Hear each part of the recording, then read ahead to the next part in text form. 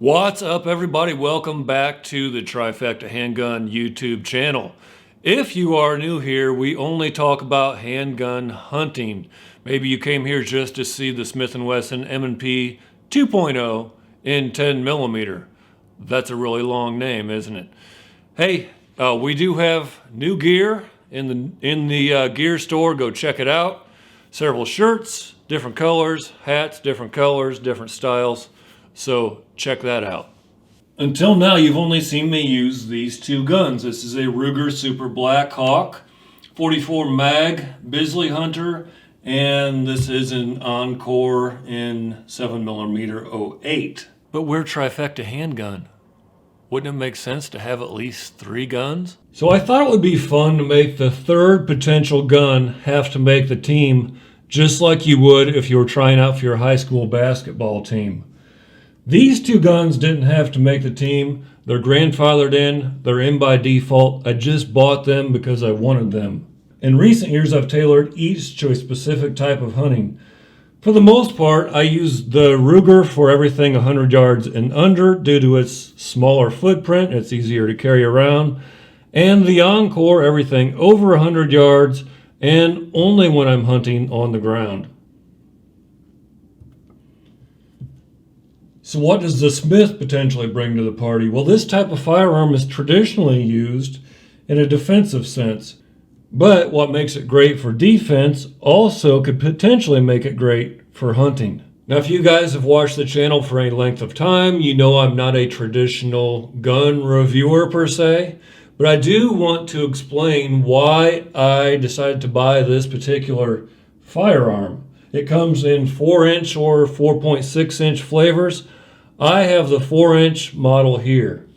This gun just came out in November. It's now December. I was lucky enough that my FFL happened to get one in. He called me. I immediately grabbed it. He told me the Smith & Wesson rep was in that very same day, and he was trying to show him the gun. He said, "Hey, I already have one in."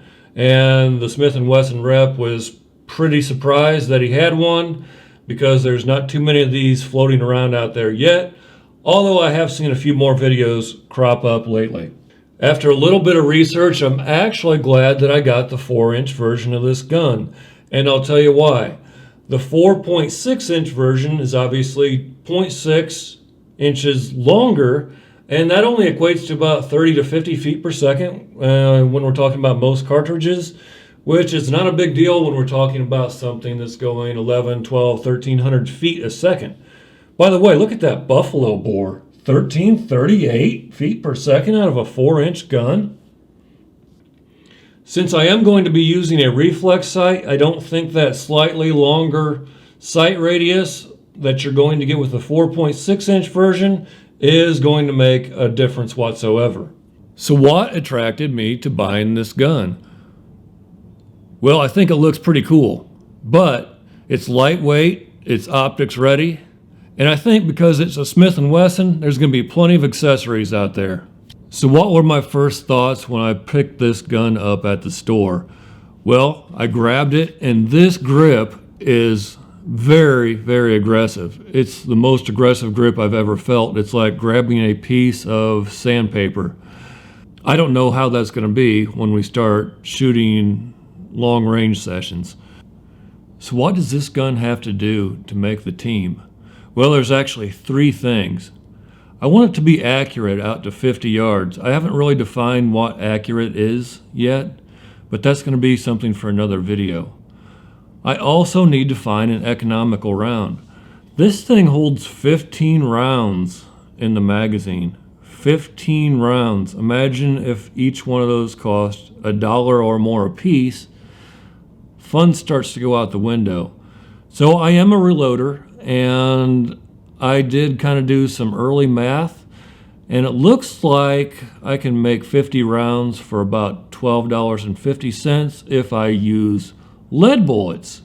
So that's an option. I've also looked at the Hornady hat bullets versus the XTP, so maybe potentially use the hat bullets for practice. Which are not the serrated ones that are meant to mushroom out. They're target practice bullets. And the XTP obviously is a hunting bullet. So that's another option. I do want to also look at buffalo bore, underwood, double tap. So all those are going to be separate videos. Some of them may be one versus the other. I don't know yet. But I have a lot of Smith & Wesson videos coming up. So my question for you, and I want you to leave a comment, what would you like to see me do with this gun in the winter, spring, next summer, leading into next hunting season, to prove whether it's going to make the team, whether it's going to be that third gun in the lineup. Guys, if this stuff interests you, please do what everybody asks you to do. Sub, comment, like, hit that notification bell. If you do those 4 things, it really helps the channel get more traction on YouTube. And it also makes it more fun for me if we can start a dialogue in the comments. So I would really appreciate it if you did all 4 of those things.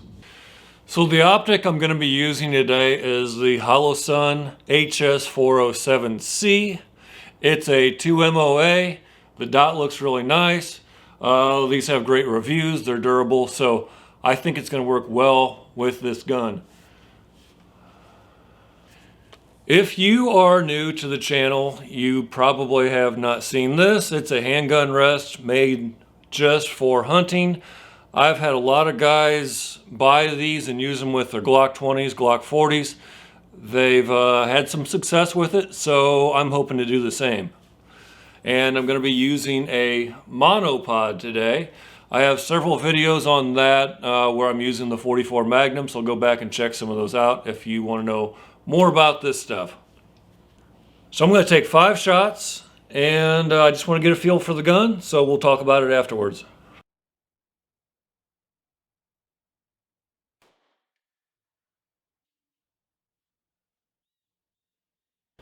Okay, that was the very first shot. I'm going to go check it out just to see if I'm on this gigantic piece of cardboard I put out there. So that was like 6 inches low, 5-6 inches low, and about 5-6 inches to the left. I have an 8.5 by 11 sheet of paper on there in landscape, and it's in the lower left corner. So let's shoot 4 more and see if we get any sort of grouping at all.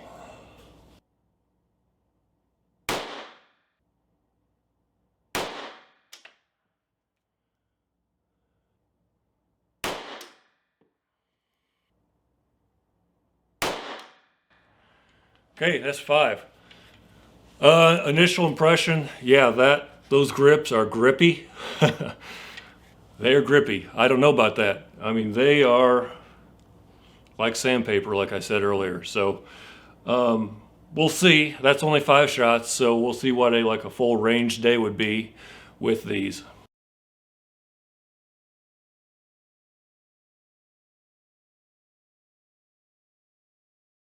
Well, hey, it's a good thing I brought the giant piece of cardboard out here. I needed it. This would not make the team, but hey, like I said, these are the first shots. We are going to improve on this drastically. This 4-inch group would not make the team. Those would.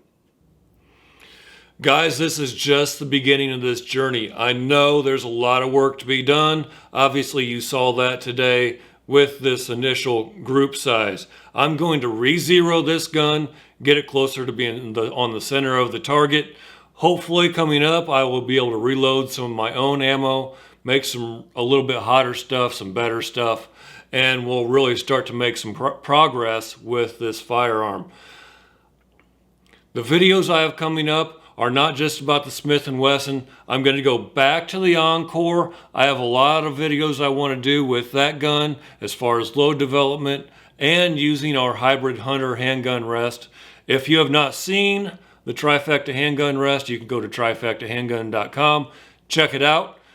I will see you guys on the next one. Thanks a lot for watching, and I am out.